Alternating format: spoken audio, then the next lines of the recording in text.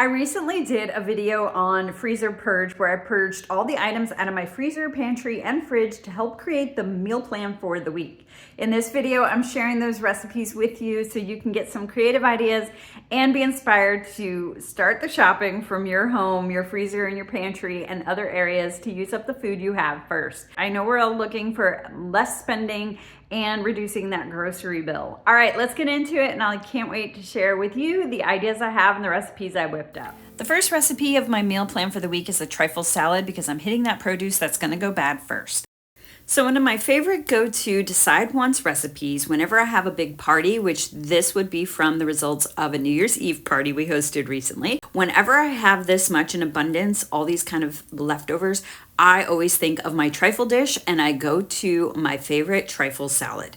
I don't know what it is, but there is something magical. I've said it before. I've done a whole video on this trifle dish and so many salad variations and desserts I've made in this dish.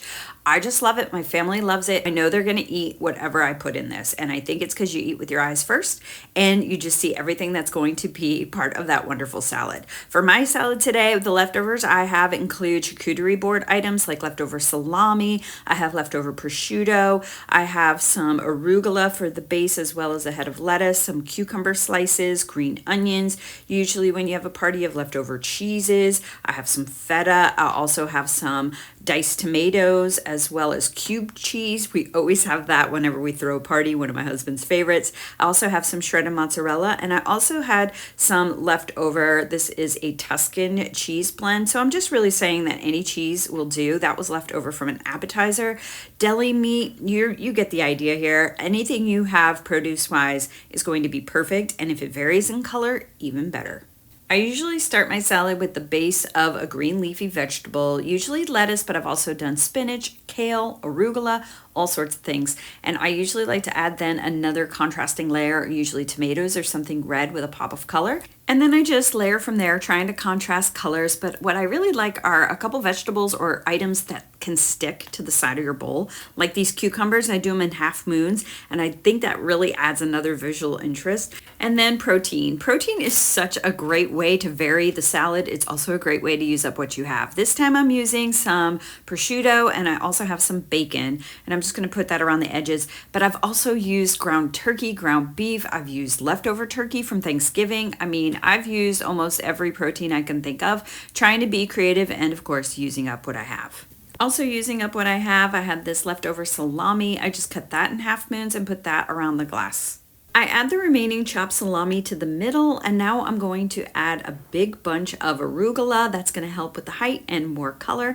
And I'm going to add my cheese layer. Now, usually before the cheese, I add a dressing, but my family requested that we each add our own dressing after. So no dressing on this particular salad, but I am going to add some green onions to the top. And for just a little visual interest, I'll add a couple of tomatoes for a red pop of color. So I would love to hear if you tried this. I would love to hear if you make a salad in a see-through dish. Doesn't have to be this specific trifle dish, but I will leave a link to one on Amazon in case you are looking for one. But if you have one, if you have a see-through dish, please try this and tell me if it worked. I don't know if it's just magic in my family, but please let me know. And once again, this salad was a hit. They were waiting for me to finish so they could dig in, and they jumped right into it, making their own portions with their own dressing. My son is so good at making sauces and dressings, and he made his own Caesar dressing to go with it. Another great success on using items that were going to go bad if I didn't use them up. Next, I want to share what I'm calling a hybrid meal. My husband and I recently went to a local chili and burger joint called Casper's, and we got this amazing chili and saw that it comes in quart size chili containers that you can take home. What a great idea. And we did that. We brought home 2 quarts, and they even provided the cheese and the onions. We had a ready-made one of those chopped salad kits in the fridge. We paired with it. And remember that focaccia bread that I had from the freezer that I didn't know what to do with? These were perfect dippers in that chili. So simple, so easy. This was a $32 meal that fed a family of 4 with leftovers. That's less than half of what we usually spend, and we used up items we had on hand as well. Next up, I'm making a sheet pan meal with some of the ingredients I pulled out of the freezer, which includes these bratwurst links. I've had these for a while. They come from Aldi, and I took them out of the freezer and defrosted them in the fridge. We've had some sauerkraut left over from a recipe. I have plenty of that. And then I had these russet potatoes. We sliced those. We ended up slicing too many, so I thought put them in the freezer, save them for later, and later is today. I'm gonna let those sit on the counter and continue defrosting while I work on my sausages, which I'm just gonna cut into bite-sized pieces. Now that my potatoes are pretty much defrosted, I'm going to take them out of the bag and separate any that are still attached, and I'm going to make sure they're in one even layer, trying to avoid any overlapping. And now I'm going to season them, first spraying them with my olive oil spray, and I'm going to coat them with this black truffle and herb seasoning I have from Pampered Chef. And what's so great is I had little left and I used it up. Another item I'm using up, fantastic. And I sprinkle it with a generous amount of salt. I'm going to cook them in my oven that's been preheated at 425 degrees for about 10 to 15 minutes. Okay, out of the oven after 12 minutes, and you can see they're nice and crisp. So good. Okay, so I'm going to scoot these over and share the pan with the sausages. I add my sauerkraut to the side of the pan first, and all the liquid from the sauerkraut has been squeezed and drained out, so that way I don't have any liquid on my pan. And then I'm going to top it with those cut up sausage links. All right, another 8 minutes at 425, and now look at those. They got extra crispy over here on the potatoes, and our sauerkraut is all warmed up, and we even got a little browning of our sausages, and they're all warmed up. And we're ready to serve this. Of course, we have to have a sauce. So I have some Thousand Island dressing in the fridge I'll probably use. And my son, who is a sauce master, who is so good at using up all our condiments, is whipping up a sauce with his homemade mayonnaise here. Yes, he made his own garlic mayonnaise. And he added some stone ground mustard. It looks like some Zaxby sauce, a little bit of sweet chili sauce, mixing that all together. And it was the perfect condiment to go with this sausage sheet meal. So good to use up all that we have. The next meal I'm making includes these lamb ribs that are out of the freezer. I've let them defrost in the fridge, and I'm going to use my Instant Pot. I am so glad to be using this. It's going to help me in two ways. I'm going to be able to sear the meat, which is going to add that flavor, and I'm also going to be able to ensure that the meat gets cooked through without having to babysit it so much. And cooking it in the Instant Pot is going to cook it a lot faster than if I did this over the stove. So I'm going to start with putting this on the sear setting, and then I'm going to add olive oil to the base and get that nice and hot, and that is going to help me make sure I get a good sear on the meat. While that heats up, I'm going to season my meat with this 4-in-1 seasoning kit I got from Aldi. The one I'm going to use for this is the sweet basil curry. I am going to be cooking this with some coconut broth, so I thought the sweet basil curry would go really well with that coconut.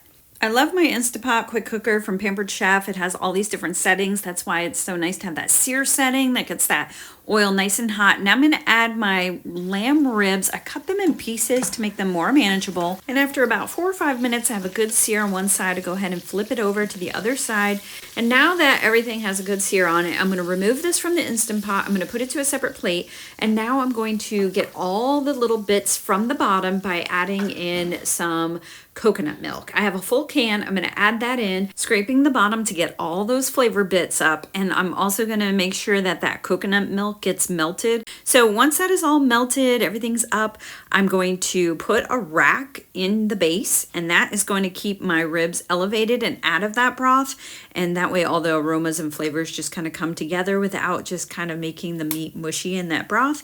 So I'll go ahead and then cover this with the lid, make sure it's sealed, and then now I'm going to put it on the pork setting, and I'm going to adjust the time. I'm going to customize it. It starts you at 35 minutes, but I thought that was a little high, so I'm going to reduce it down to about 23 since we did sear it and some of it was starting to cook already. So reducing this down to about 23 minutes, and then I will go ahead and start that.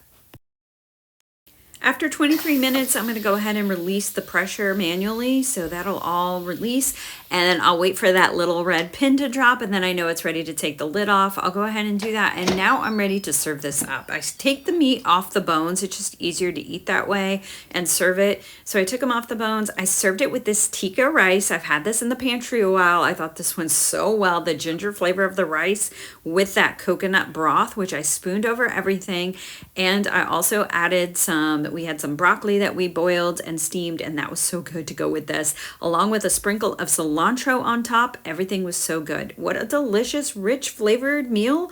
and it used up all the ingredients I already had on hand. Another tasty budget meal. I hope you were inspired by all the recipes and what I was able to whip up using what I already had. I look forward to making more of these videos in the future. Thank you so much for watching, and I'll see you on the next video.